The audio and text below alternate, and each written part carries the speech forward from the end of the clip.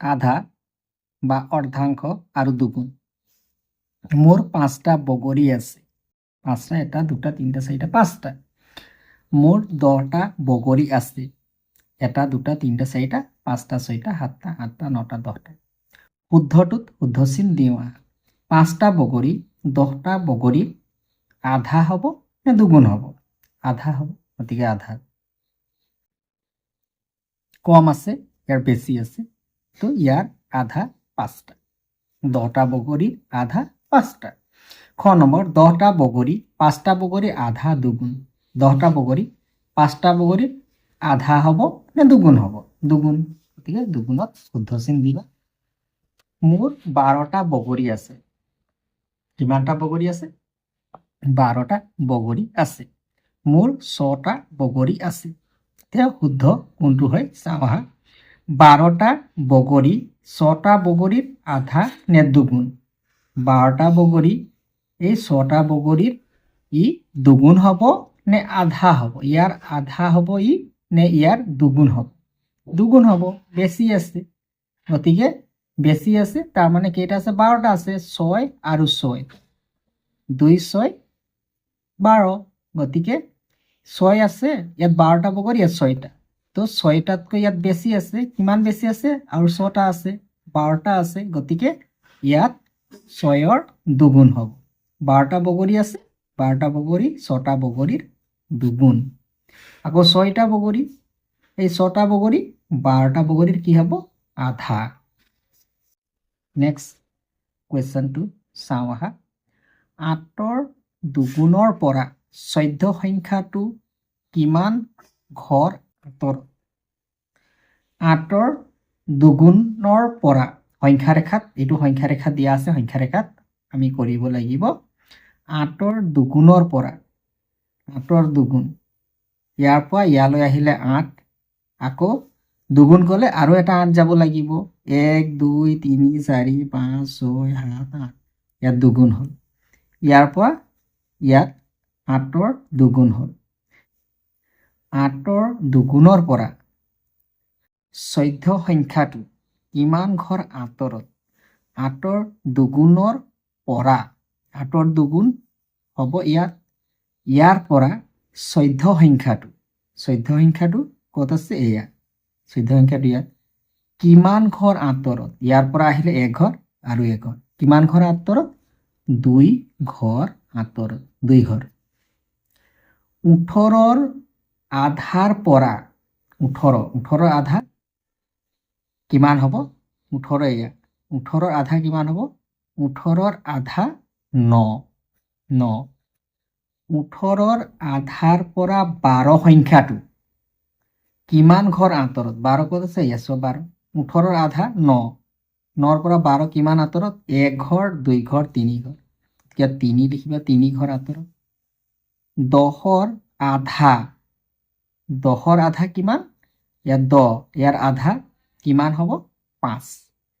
10ৰ আধা 5। এতিয়া 5, 10ৰ আধা 5, 16ৰ আধাৰ পৰা কিমান ঘৰ আঁতৰত? 16ৰ আধা, 16, এয়া হ'ল 16। 16ৰ আধা কিমান? 16ৰ আধা 8। 10ৰ আধা 5, এয়া দাগ দিয়া হ'ল 5। 16ৰ আধা, এয়া হ'ল 16ৰ আধা 8। 16ৰ আধাৰ পৰা কিমান ঘৰ আঁতৰত? অৰ্থাৎ 8 আৰু 5ৰ সংখ্যাটো কিমান ঘৰ আঁতৰত আছে? 16ৰ আধা 8, 10ৰ আধা 5, 1 ঘৰ, 2 ঘৰ, 3 ঘৰ, গতিকে ইয়াত 3 লিখিবা, 3 ঘৰ আঁতৰত আছে। তলৰ বস্তুৰ থোপসমূহৰ অৰ্ধাংশত ঘেৰ দিওঁ আহা। অৰ্ধাংশ অৰ্থাৎ আধা। গন্তি কৰি ল'বা মুঠ কিমানটা আছে, তাৰ আধা উলিয়াই ঘেৰ দিবা। 1, 2, 3, 4, 5, 6, 7, 8, 9, 10, 11, 12, 12টা আছে। 12টাৰ 6টা, 6টাত ঘেৰ দিবা। 1, 2, 3, 4, 5, 6। ইয়াতো 1, 2, 3, 4, 5, 6, 7, 8, 9, 10, 11, 12, 13, 14। 14টাৰ 7টাত ঘেৰ দিবা। 7টা এনেধৰণে 1 2 3 4 5 6 7টাত ঘেৰ দিলোঁ। তাৰপিছত ইয়াত কেইটা আছে চোৱা, 1 2 3 4 5 6 7 8 9 10 11 12 13 14 15 16 17 18 9টাত ঘেৰ দিবা। তো ঘেৰ দিবলৈ গন্তি কৰি ল'বা। 1 2 3 4 5 6 7 8 9 ইয়াত 9 হৈছে, গতিকে 9টাত ধৰণে 9টাত ঘেৰ দিবা। আৰু ইফালে 9টা আছে। ইয়াত 1 2 3 4 5 6 7 8 9 10 11 12 13 14 15 16 16টা, গতিকে 16টাৰ আধা 8টা, 8টাত ঘেৰ দিবা। ঘেৰ দিবলৈ ইয়াত 4 5 6 7 8, গতিকে এনেকৈ ঘেৰ দিলে ইয়াত কেইটা থাকিব 8টা, আৰু ইফালে বাকী থাকিব লাগিব 8টা। 1 2 3 4 5 6 7 8, 8টাত ঘেৰ দিলে 1 2 3 4 5 6 7 8। এনেধৰণে অৰ্ধাংশত অৰ্থাৎ আধাত ঘেৰ দিবা তোমালোকে। তাৰপিছত চোৱা কি দিয়া আছে, 1/4 আৰু 4 গুণ। তোমাৰ 4 ভাগৰ 1 অংশ মাৰ্বল মোৰ হাতত আছে। তোমাৰ 4 ভাগৰ 1 অংশ মাৰ্বল মোৰ হাতত আছে। তাৰমানে কেইটা আছে, 4 ভাগৰ 1 অংশ যদি 8টা থাকে তেতিয়াহ'লে 4 ভাগৰ 1 অংশ কেইটা হ'ব, 2টা। তুমি কেনেকৈ গম পালা? তোমাৰ হাতত থকা 8টা মাৰ্বল সমানে 4টা ভাগত ভগাই লোৱা। তোমাৰ হাতত যি 8টা মাৰ্বল আছে, এই 8টা মাৰ্বল সমানে 4টা ভাগত ভগাই ল'ব কৈছে। আৰু প্ৰতিটো ভাগত কেইটাকৈ মাৰ্বল পালা গণি লোৱা যে এটা ভাগত কিমানটা মাৰ্বল পাইছা। প্ৰতিটো ভাগত 2টাকৈ মাৰ্বল পালোঁ। তাই কৈছে যে প্ৰতিটো ভাগত কেইটা মাৰ্বল পালোঁ, 2টা। প্ৰতিটো ভাগত কেইটা মাৰ্বল পালোঁ বুলি কৈছে, 2টা মাৰ্বল পালোঁ। যি 8টা মাৰ্বল আছিলে তাকে সমানে সমানে 4টা ভাগত ভাগ কৰিবলৈ ক'লে তাৰে এটা ভাগত কেইটা মাৰ্বল পাইছে, 2টা মাৰ্বল পাইছে। 8ৰ 4 ভাগৰ 1 অংশ হ'ল 2, আৰু সেই 2ৰ 4 গুণ হ'ল 8।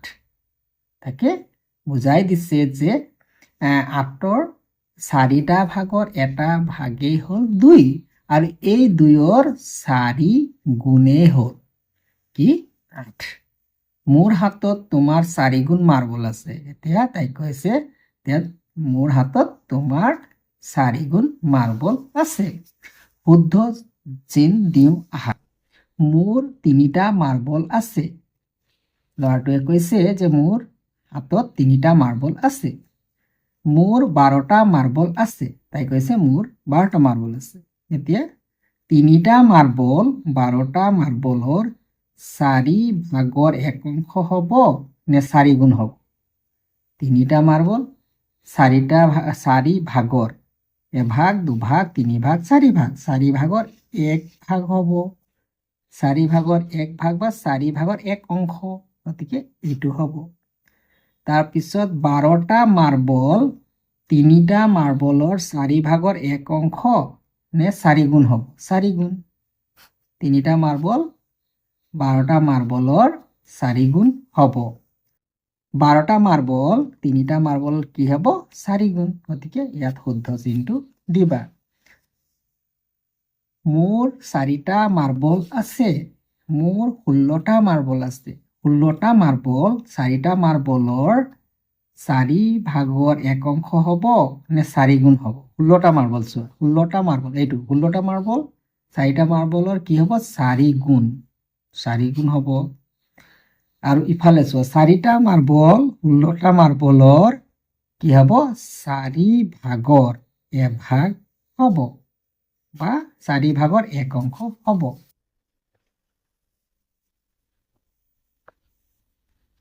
তলৰ জালিকেইখনত বিভিন্ন ধৰণে আধা আৰু 4 ভাগৰ 1 অংশ দেখুৱাও আহা। কি কৈছে? বিভিন্ন ধৰণে আধা, জালিখনক আধা ভাগ কৰিব লাগে আৰু 4 ভাগৰ 1 আধা। ইয়াত চোৱা কিমানটা জালিত কিমানটা ঘৰ আছে, 1 2 3 4, 1 2 3 4 5, 5 4 গুণ 20টা ঘৰ আছে।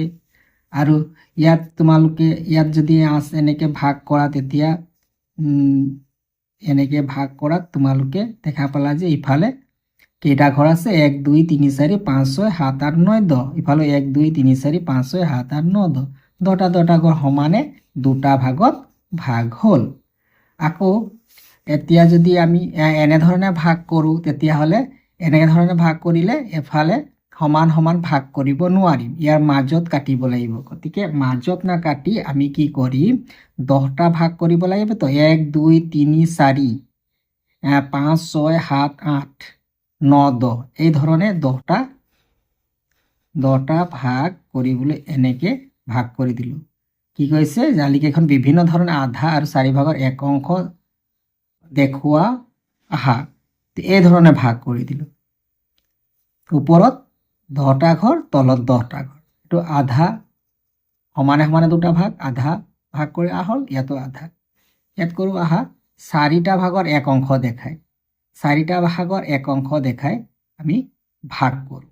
4টা ভাগ 20 আছে, 20ৰ আমি 4টা ভাগ কৰিলে এটা ভাগত 5 হ'ব। তো 5 1 2 3 4 5 এনেকৈ এইটো পোনে পোনে আঁচডাল টানি দিবা। টানি দিলে এইটো 4টা ভাগত এভাগ হৈ গ'ল। 1 2 3 4 5টা এটা ভাগত। আৰু বেলেগকৈ যদি আমি লওঁ 1 2 3 4 5 এই ধৰণে 5টা, তো এনেধৰণে আমি 4 ভাগৰ 1 অংশ আৰু আধা জালিকেইখন ভাগ কৰিলোঁ। আটাইতকৈ কম অংশত ৰং কৰা ছবিটোত শুদ্ধ চিন দিয়া। কোনটো ছবিত কম অংশত ৰং কৰা আছে? ইয়াত 3 ভাগৰ এভাগত ৰং কৰা আছে, ইয়াত 4 ভাগৰ দুভাগত, ইয়াত 4 ভাগৰ এভাগত, ইয়াত কম ৰং কৰা আছে। এইটো হ'ব আটাইতকৈ বেছি অংশত ৰং কৰা ছবিটোত শুদ্ধ চিন দিম। কোনটো ছবিত বেছি অংশত ৰং কৰা আছে? এইটো ছবিত চোৱা 4 ভাগৰ 1 অংশ, 4 ভাগৰ 2 অংশ, এইটো সম্পূৰ্ণ কৰা আছে 2 ভাগৰ 2 অংশতে। কোনটো ছবিত বেছি অংশত ৰং কৰা আছে? এইটো হ'ব ৰং দিয়া অংশ অনুসৰি বাওঁফালৰ লগত সোঁফাল মিলোৱা। বাওঁফালৰ লগত সোঁফাল মিলাব লাগে। 3 ভাগৰ 1, 3 ভাগৰ 1 চোৱা কোনটো হয়? 3 ভাগৰ 1, 1 2 3টা ভাগ আছে, তাৰে এটা ভাগত ৰং কৰা আছে, এইটো 3 ভাগৰ 1। 4 ভাগৰ 2, 4 ভাগ ক'ত আছে চোৱা, 4 ভাগৰ 2 বুলি ক'লে 1 2 3 4, 4 ভাগৰ 2টা ভাগত ৰং কৰা আছে। ইয়াত চোৱা 3 ভাগৰ 2, 1 2 3, 3টা ভাগৰ 2টা ভাগত ৰং কৰা আছে। গতিকে ইয়াত 3 ভাগৰ 2, ইয়াত হ'ব 4 ভাগৰ 1, 1 2 3 4টা ভাগ, তাৰে এটা ভাগত ৰং কৰা আছে, তাৰপিছত এইটো 4 ভাগৰ 3। এনেধৰণে বাওঁফালৰ লগত সোঁফালটো তোমালোকে মিলা। বাওঁফালৰ ছবিসমূহৰ লগত সমান হোৱাকৈ সোঁফালৰ ছবিসমূহ আঁচটানি মিলাও আহা। এয়া বৃত্তটোৰ আধা অংশত ৰং কৰিছে। ইয়াত কোনটো ছবি চোৱা, ইয়াত বৃত্তটোৰ আধা অংশত ৰং কৰিছে। গতিকে ইয়াতো আধা অংশত, ইয়াতো আধা অংশত, গতিকে ইয়াৰ লগত তোমালোকে এনেকৈ আঁচটানি এইটো মিলাবা। তাৰপিছত এইটো ত্ৰিভুজ আকাৰ আছে, ত্ৰিভুজ আকাৰৰ ইয়াৰ লগত ইয়াৰ কি 3টা ভাগ কৰি 2টা ভাগত ৰং কৰিছে। আৰু ইয়াত চোৱা 1 2 3 4 5 6, 6টা ভাগ কৰি 1 2 3 4টা ভাগত ৰং কৰিছে। কিন্তু চোৱা ৰং কৰা অংশখিনি সমান। ইয়াত যিমানখিনি ৰং নকৰা অংশ বাকী আছে, ইয়াতো সিমানে ৰং নকৰা অংশ বাকী আছে। গতিকে এইটো ইয়াৰ লগত মিলিব। নেক্সট বৰ্গ আকৃতি। ইয়াৰ চোৱা এটা ইয়াৰ বৰ্গ আকৃতি, ইয়াত সমানে কেইটা ভাগ কৰা আছে? 4টা ভাগ কৰা আছে, তাৰে 2টা ভাগত ৰং কৰিছে, তাৰমানে আধা অংশত ৰং কৰিছে। এতিয়া ওপৰত আধা অংশত, এতিয়া সোঁফালে আধা অংশত ক'ত ভাগ কৰিছে চোৱা, ইয়াৰো মুঠ কেইটা ভাগ কৰিছে? 1 2 3 4 5 6 7 8টা, 8টা ভাগত কেইটা ভাগত ৰং কৰিছে? 4টা ভাগত। তো আমি যদি ছবিটো চাওঁ, ছবিটো চাই পেলাই এইটো বৰ্গ আকাৰ, এইটো বৰ্গ আকাৰ, ইয়াতো আধা অংশত ৰং কৰিছে, ইয়াতো আধা অংশত, 4টা ভাগৰ 2টা ভাগ, অৰ্থাৎ আধা অংশ, ইয়াতো আধা অংশ, গতিকে ইয়াৰ লগত মিলিব। তাৰপিছত চোৱা ইয়াত কেইটা ৰং নকৰা অংশ কিমান আছে? এটা অংশ, এটা অংশ। ইয়াতো ৰং নকৰা অংশ এটা আছে, গতিকে ইয়াত ৰং কৰা অংশ ইয়াত যিমান আছে 3টা ভাগ, ইয়াতো সমান আছে। আমি ছবিটো চাই, তোমালোকে ছবিটো চাই ধৰিব পাৰিছা। গতিকে আৰু ভাগ হিচাপে ক'লে এইটো 4টা ভাগৰ 3টা ভাগত ৰং কৰা হৈছে। ইয়াত ভাগ হিচাপে ক'লে 1 2 3 4 5 6 7 8টা ভাগৰ 6টা ভাগত ৰং কৰা আছে, কিন্তু 8টা ভাগৰ 6 ভাগ হলেও 4টা ভাগৰ 3 ভাগৰ ৰং কৰা অংশ সমান আছে, গতিকে ইয়াৰ লগত মিলাবা। তাৰপিছত চোৱা এয়া আয়ত, এই আয়ত কিমানত ৰং কৰা আছে, ইয়াৰ ভাগ কেইটা আছে, 1 2 3 4টা ভাগ আছে, 4টা ভাগৰ 2টা ভাগত ৰং কৰা আছে, তাৰমানে আধাত ৰং কৰা আছে, হয়নে? আধাত ৰং কৰা আছে, ইয়াতো সমানে 2টা ভাগ কৰিলে আৰু আধাত ৰং কৰা আছে, গতিকে আধাত ৰং কৰা ইয়াতো দুইটাতে আধাত ৰং কৰা, গতিকে 8টা নি মিলাবা। আৰু ইয়াত এই বৰ্গটো চোৱা, ইয়াৰ 4টা ভাগৰ 4টা সমান ভাগ কৰি এটা ভাগত ৰং কৰা আছে, ইয়াতো 4টা সমান ভাগ কৰি এটা ভাগত ৰং কৰা আছে, আৰু ইয়াত 1 2 3 4 অৰ্থাৎ 8টা সমান ভাগ কৰি 2টা ভাগত ৰং কৰা আছে, গতিকে ৰং কৰা অংশখিনি সমান, ভাগ যিমানেই নহওক আৰু ৰং কৰা অংশটো যিমান হওক, কিন্তু আমি ছবিটো যদি চাওঁ, ইয়াৰ 8টা ভাগৰ 2টা ভাগত ৰং কৰা মানে ইয়াৰ 4টা ভাগৰ এটা ভাগত ৰং কৰা অংশ সমান হয়, গতিকে ইয়াৰ লগত মিলিব। তাৰপিছত তোমালোকে কি থাকিলে, এই বৃত্তটো চোৱা, বৃত্তটো তলত থকা যিটো বৃত্ত আছে, বৃত্তটো এই ইয়াৰ লগত মিলিব। 4টা ভাগৰ এক ভাগত ৰং কৰা আছে, ইয়াৰো কি হৈছে 1 2 3 4 4 8 8 ভাগৰ 2 অংশত, অৰ্থাৎ 8 ভাগৰ 2 অংশত যিমানখিনি ৰং হয় 4 ভাগৰ 1 অংশৰ লগত সমান, ইয়াৰ লগত মিলাব।